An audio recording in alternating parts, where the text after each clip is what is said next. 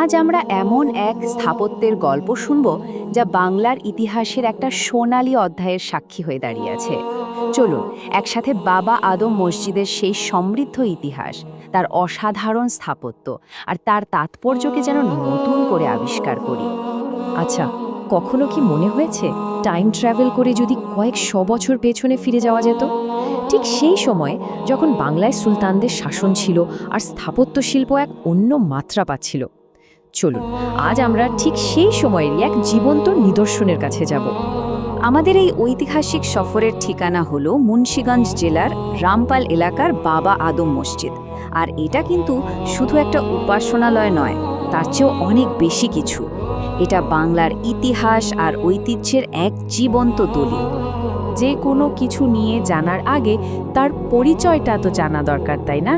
চলুন সবার আগে জেনে নিই এই মসজিদটা ঠিক কোথায় আর কেনই বা এটা এত গুরুত্বপূর্ণ। তো এই মসজিদটা মুন্সিগঞ্জ জেলার রামপাল এলাকায় অবস্থিত। আর দেখুন, এটা শুধু একটা পুরনো স্থাপনা না, বরং বাংলাদেশের ইসলামী স্থাপত্যের অন্যতম গুরুত্বপূর্ণ একটা প্রতীক হিসেবেও কিন্তু এটাকে ধরা হয়। আসলে কি, একটা পুরনো স্থাপত্যের আসল সৌন্দর্য তো লুকিয়ে থাকে তার পেছনের গল্পে, তার ইতিহাসে। চলুন এবার আমরা বাবা আদম মসজিদের সেই ঐতিহাসিক প্রেক্ষাপটটা একটু জেনে আসি। এই টাইমলাইনটা দেখলে সত্যি অবাক হতে হয়। মসজিদটা তৈরি হয়েছিল বাংলার সুলতান জালালউদ্দিন ফতেহ শাহের শাসনামলে।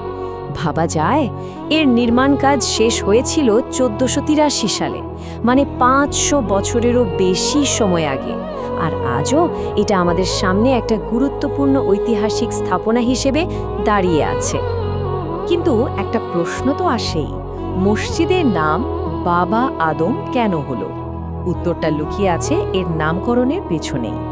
এই মসজিদটা উৎসর্গ করা হয়েছিল বাবা আদম শাহিদ নামে একজন ইসলাম ধর্মপ্রচারককে। তো কে ছিলেন এই বাবা আদম শাহিদ? তিনি ছিলেন একজন সম্মানিত ইসলাম ধর্মপ্রচারক। আর স্থানীয় মানুষের বিশ্বাস অনুযায়ী তিনি এই অঞ্চলে ধর্মপ্রচার করতে এসে এখানেই শহীদ হয়েছিলেন। তার সেই স্মৃতিকে সম্মান জানাতেই এই মসজিদের নামকরণ করা হয়, যা এই জায়গাটাকে অন্য এক আধ্যাত্মিক মাত্রা দিয়েছে। আচ্ছা, ইতিহাস তো জানা হলো, এবার একটু এর স্থাপত্যের দিকে নজর দেওয়া যাক, কি বলেন? কি এমন বিশেষত্ব আছে এর নির্মাণ শৈলীতে যা এটাকে এত আলাদা করে তুলেছে? এর স্থাপত্যের সবচেয়ে বড় পরিচয়টা লুকিয়ে আছে একটা সংখ্যায়, আর সেই সংখ্যাটা হলো 6। হ্যাঁ, ঠিকই ধরেছেন, 6।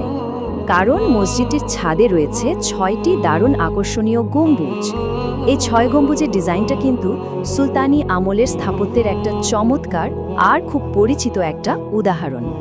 এর ভেতরের বৈশিষ্ট্যগুলোও কিন্তু দারুণ ইন্টারেস্টিং। এটা মূলত ইট দিয়ে তৈরি, যার দেয়ালগুলো বেশ পুরু আর মজবুত। ভেতরে তাকালে চোখে পড়বে সুন্দর সুন্দর খিলান আর মেহরাব। এই প্রত্যেকটা জিনিসই কিন্তু সুলতানি স্থাপত্যশৈলীর সুস্পষ্ট ছাপ বহন করে। মানে প্রতিটি ইট, প্রতিটি নকশা যেন সেই সময়ের গল্প বলে চলেছে। যে কোনো স্থাপত্যের সার্থকতা তো তার ঐতিহ্য আর গুরুত্বের মধ্যেই থাকে। চলুন এই আলোচনার শেষ অংশে আমরা বাবা আদম মসজিদের সে গুরুত্বটা বোঝার চেষ্টা করি। মসজিদ তার গুরুত্ব কিন্তু আরও বহুগুণ বেড়ে যায় আরেকটা কারণে। এর ঠিক পাশেই রয়েছে বাবা আদম শহীদের মাজার। এই মসজিদ আর মাজার দুটো মিলে এই জায়গাটাকে ঐতিহাসিক এবং ধর্মীয়ভাবে এক অন্যরকম তীর্থক্ষেত্রে পরিণত করেছে। তার মানে এই মসজিদটার গুরুত্ব আসলে দুই দিক থেকে।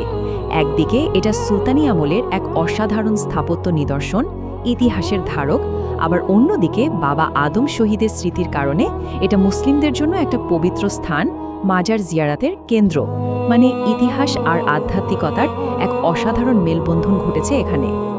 সব শেষে একটা প্রশ্ন কিন্তু থেকেই যায়, ইতিহাস আর ঐতিহ্যের ধারক এমন অমূল্য স্থাপনাগুলো রক্ষা করা তো আমাদের সবার দায়িত্ব। কিন্তু একবার ভেবে রাখা দরকার, আমাদের ভবিষ্যৎ প্রজন্মের কাছে এই জীবন্ত ইতিহাসকে পৌঁছে দেওয়ার জন্য আমরা ঠিক আর কি করতে পারি।